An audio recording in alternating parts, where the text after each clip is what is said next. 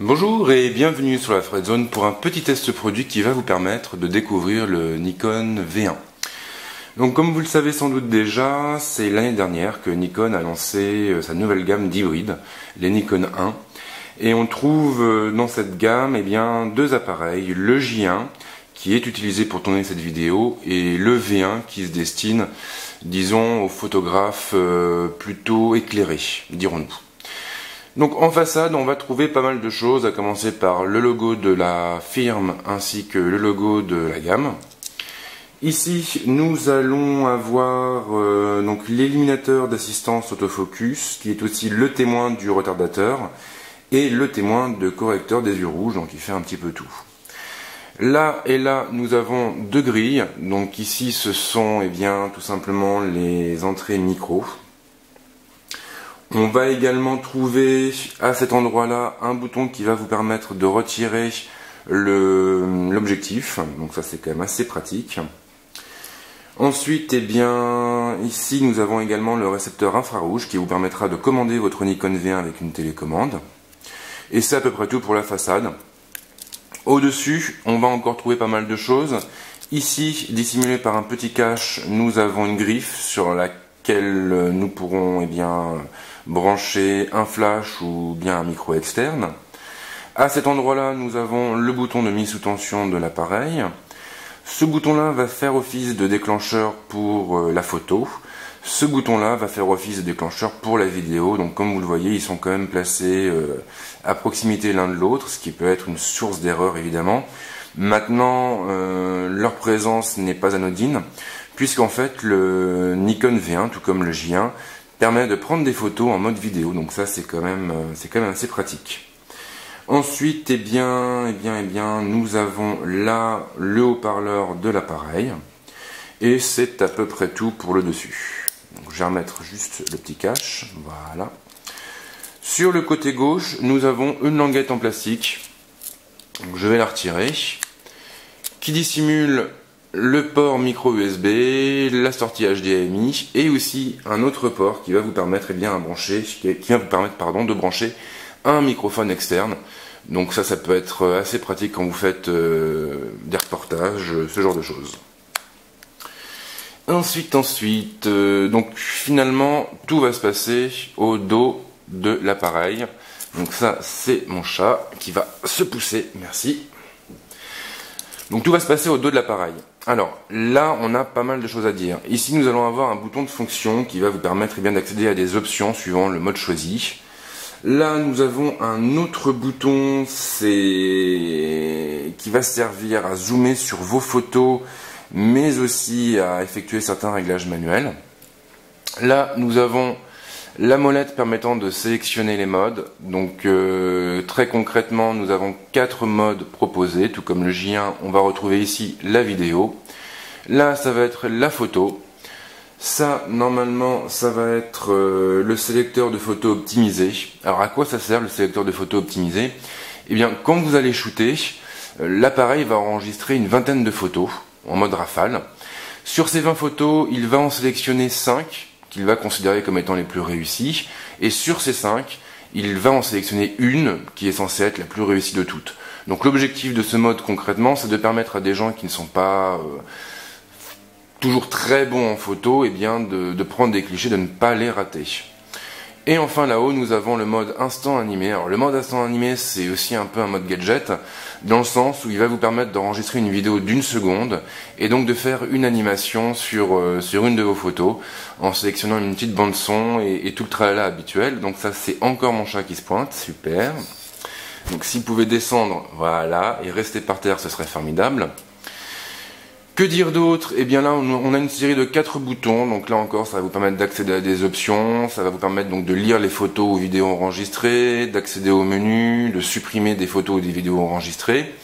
Et là nous avons une molette qui est assez pratique à utiliser, qui va vous permettre soit de naviguer au sein des menus, soit de paramétrer certaines options du mode manuel.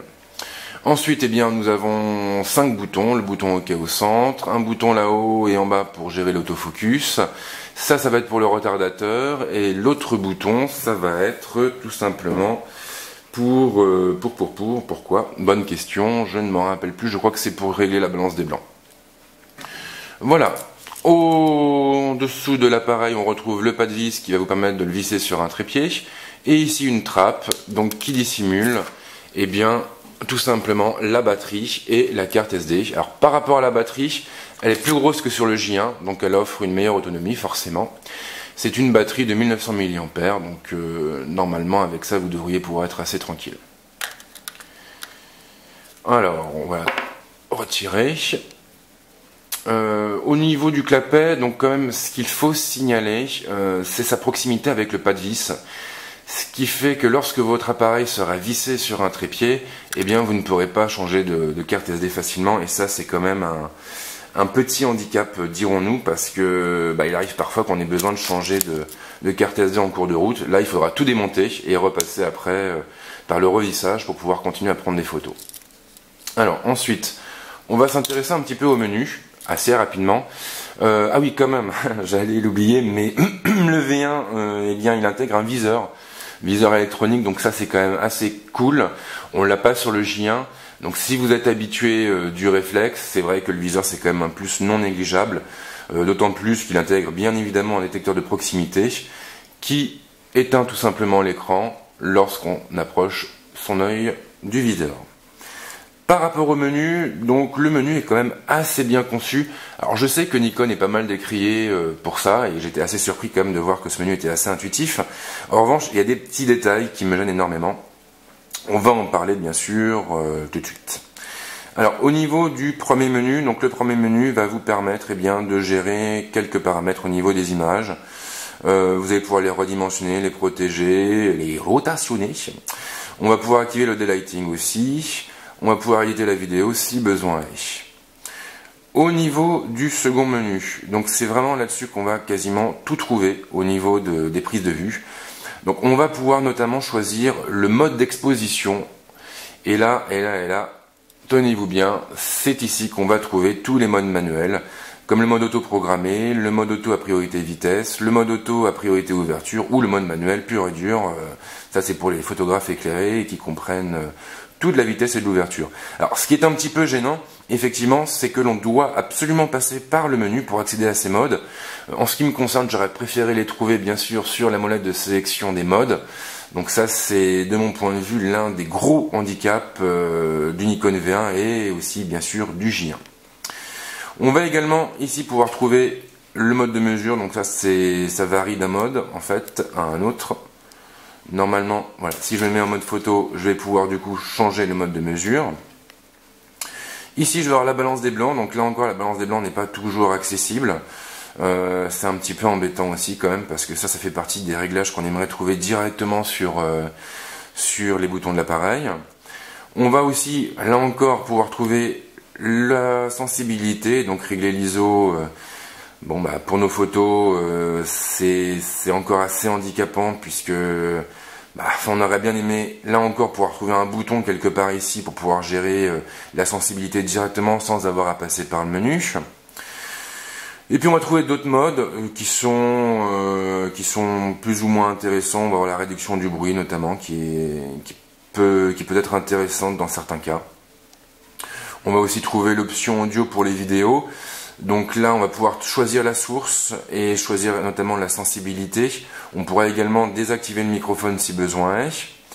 On va pouvoir décider de réduire ou non le bruit du vent. Donc ça, c'est quand même... vaut mieux l'activer quand on enregistre une vidéo. Et puis c'est à peu près tout. C'est à peu près tout pour ce menu-là.